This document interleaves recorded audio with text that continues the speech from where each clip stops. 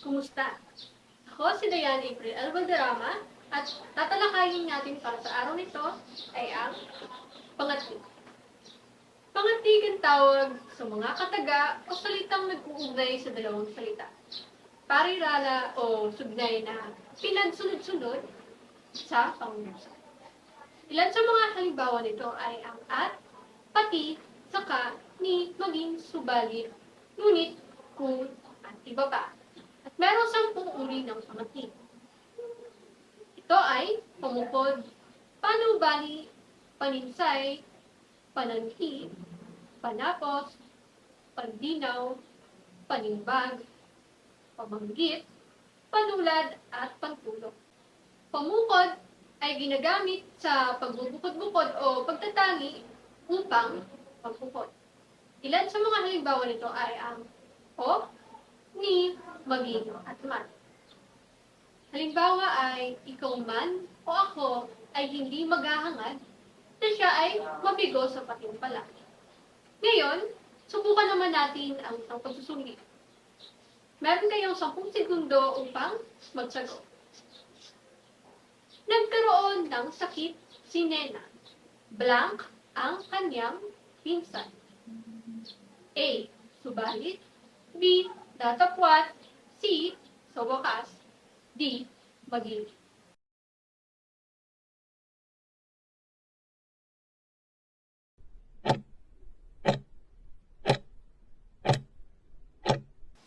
Ang tamang sagot ay maging.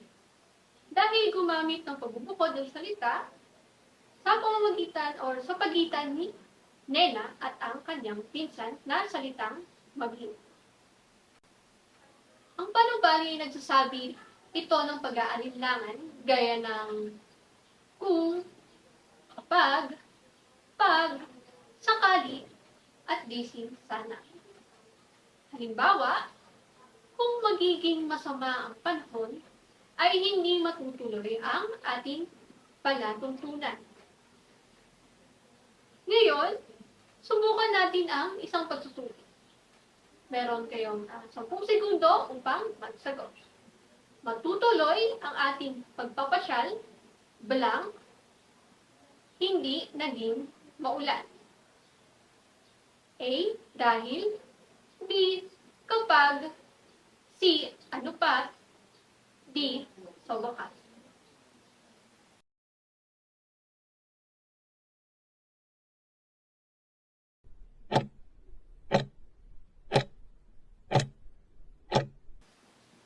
Ang tamang sagot ay kapag. Dahil nagkakaroon ng pag-aalinlangan sa isang pangungusap na kung hindi uulan, ay matutuloy ang pagpasya. Lumako naman tayo sa paninsay. Paninsay ang tawag kapag sinasalungat ng unang bahagi ng pangungusap ang ikalawang bahagi nito, gaya ng datapwat, subalit, bagaman, samantala, at kahit. Halimbawa, siya ay nakapagtapos ng kolehiyo, kahit na may kakulangan sa pinansyal. Ngayon, subukan natin ang isang pagsusuri. Meron kayong 10 segundo upang sagutan ito. Maulan ang ilang bahagi ng Laguna. Blank, ang katabing lalawigan ay hindi. A. Upang. B. Samantala. C. Tulad. D. Bagamat.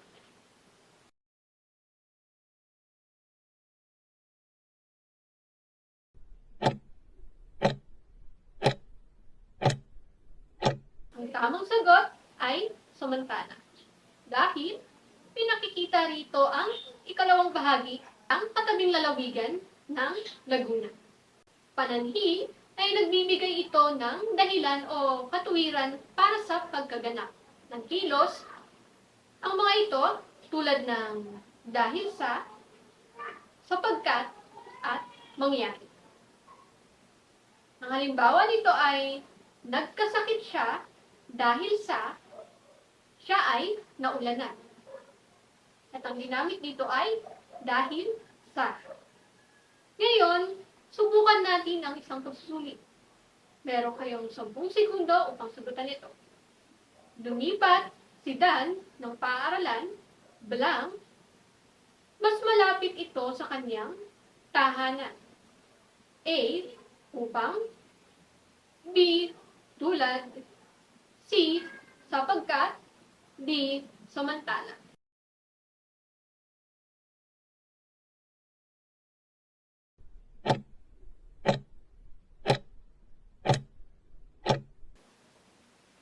Ang tamang sagot ay sapagkat. Dahil nagbigay ng dahilan kung bakit si Dan lumipat ng paaralan. Panapos. Nagsasabi ito ng nalalapit na katapusan na magsasalita gaya ng upang sa lahat ng ito, sa wakas, at sa bagay na ito. Halimbawa, sa wakas, nahuli na rin ang migsala sa krimen sa barangay Santa Ana. At ang ginamit dito ay ang sa wakas. Ngayon, subukan natin ang isang pagsusulit. Meron kayong 10 segundo upang sagutin ito.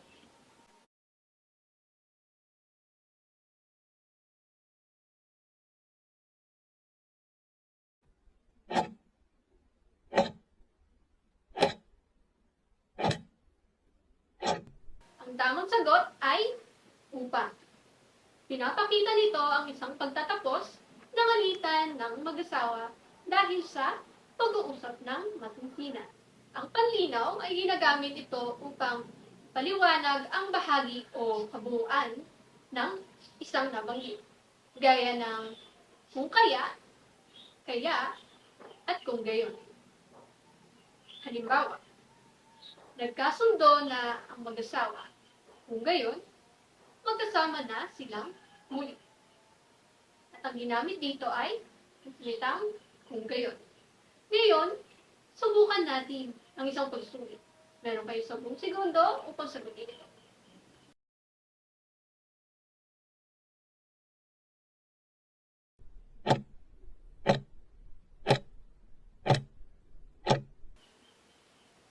Ang tamang sagot ay kung kaya. Dahil pinakita ang paliwanag ang bahagi ng hindi siya makasagap ng balita sa radyo. Ang palimbang naman ay ginagamit sa pagpapahayag ng karagdagang impormasyon at kaisipan gaya ng at saka, pati, at ano pa. Halimbawa, sina Hana at Kim may namasyal sa parke, pati ang kanilang mga kaibigan. Makita na ginamit ang salitang pati sa isang pangungusap. Ngayon, subukan naman natin ang isang pagsusulit. Meron kayong 10 segundo upang sagutin ito.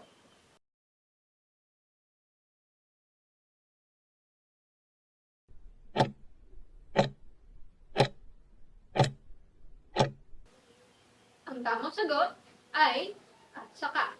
Dahil nagpapahiwatig ito na may dinagdag na impormasyon o pagsasama ng kanyang mga kaibigan sa pagbubuni-buni ni Melay sa Boracay.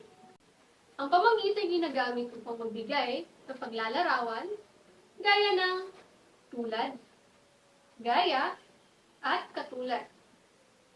Halimbawa, siya ay tulad ng isang anghel. Dito, makikita natin na ginamit ang salitang tulad para ilarawan na siya ay katulad ng isang anghel. Ngayon, subukan natin ng isang pagsusulit.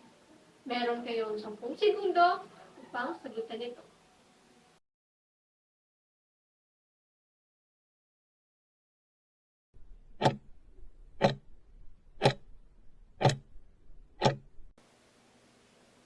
Ang tamang sagot ay gaya na.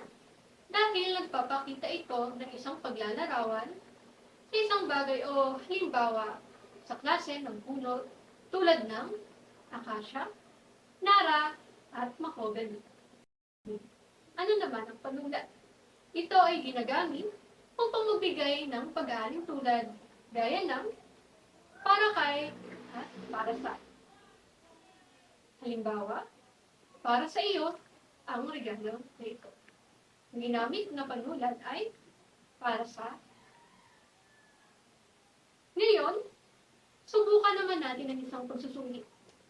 Meron kang 10 segundo upang sagutin ito.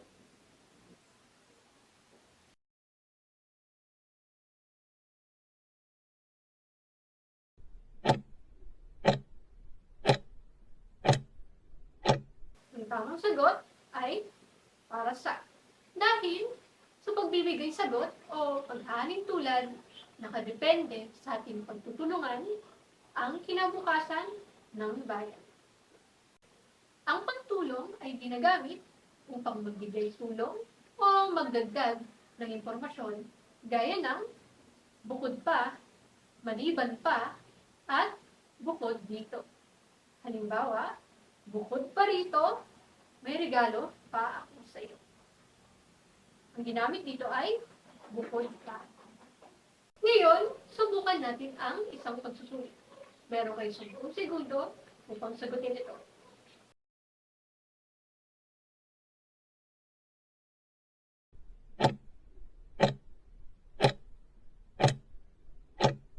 Ang tamang sagot ay maliban pa. Dahil ito ay nagbibigay o nagdadagdag sa pagkain na kailangan ng tubig, bukod o liban pa sa pagkain. At dito, nagtatapos ang aking diskusyon o ang ating pag-aaral tungkol sa pangatli. Nasusundan naman ng pangangkot.